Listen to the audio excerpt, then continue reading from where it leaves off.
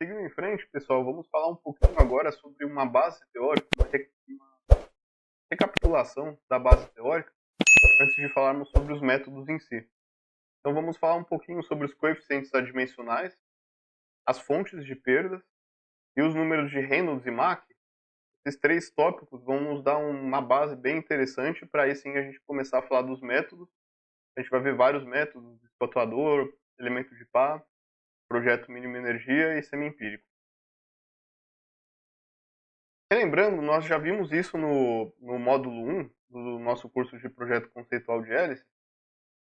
Os coeficientes adimensionais são parâmetros muito importantes em hélices, e não só em hélices, mas em vários problemas de engenharia, principalmente porque a gente trabalha com valores sem dimensão, então não tem o problema de ter unidades em padrão internacional, unidades inglesas. Esse ponto é sobrepujado, é bypassado. Trabalhar com adimensionais também facilita muito as análises entre escala real e escala reduzida, como um túnel. Então, essa questão da gente estudar algo em escala menor, por limitações de ensaio, etc., e depois extrapolarmos isso para escala real, ajuda muito. Os adimensionais são cruciais para isso. Eles permitem também comparações entre diferentes tipos de hélices. Imaginem como é que seria comparar hélices tão diferentes como a gente tem nessas imagens. Tem as definições dos adimensionais, praticamente seria impossível. E nós também podemos usar os adimensionais, e talvez o principal objetivo seja reduzir o número dos dados de desempenho e agrupar eles de uma forma sistemática, que são, como já vimos, os mapas de hélice. Mapas de hélice não são nada mais do que uma organização desses adimensionais, de forma que a gente consiga usar eles para o cálculo no nível da aeronave posteriormente. Um sumário a gente já viu no primeiro módulo do curso, não vamos entrar nos detalhes aqui, mas quais são os 5 adimensionais que temos que ter sempre em mente? É a eficiência da hélice, ou seja, a razão entre a potência propulsiva e a potência de eixo, a razão de avanço, ou J, o coeficiente de tração CT, o coeficiente de potência CP e o coeficiente de torque CQ. Daqui para frente nós vamos trabalhar muito com esses adimensionais, então eu trouxe esse slide aqui só para a gente relembrar. E temos aqui na parte direita do gráfico aqui do slide quais são os parâmetros que compõem os adimensionais. Notem que a gente tem um pequeno número de parâmetros dimensionais, que ao agruparmos eles aqui de uma forma estruturada, nós chegamos nos 5 principais parâmetros adimensionais para desempenho de hélice. Vamos falar aqui rapidamente como é feita a derivação de um dos adimensionais, só para a gente ter uma ideia, e depois o exercício pode ser feito para os outros adimensionais. Vamos fazer isso para o CT.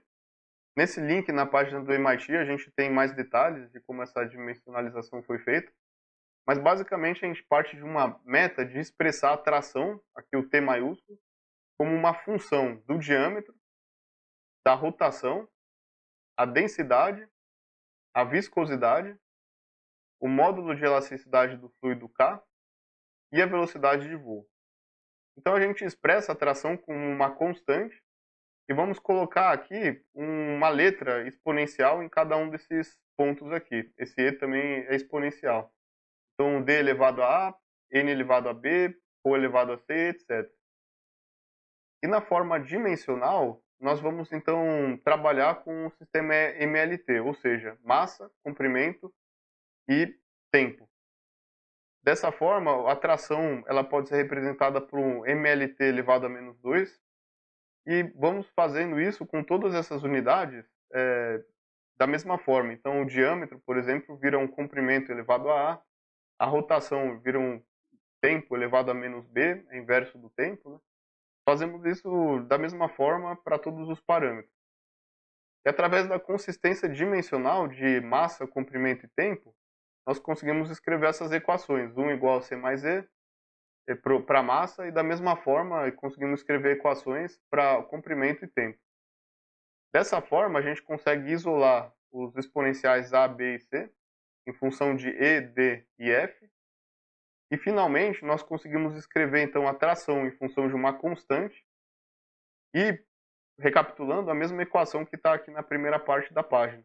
Temos um diâmetro elevado a uma função exponencial, rotação, função exponencial e assim por sequência para todos os parâmetros que a gente definiu aqui no início do slide.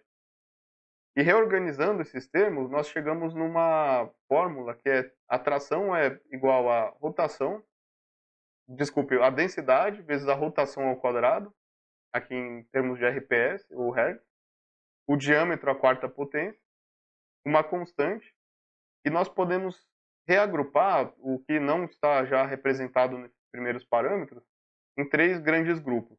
Um elevado a D, um elevado a E e um elevado a F. E olhando o que esses três grandes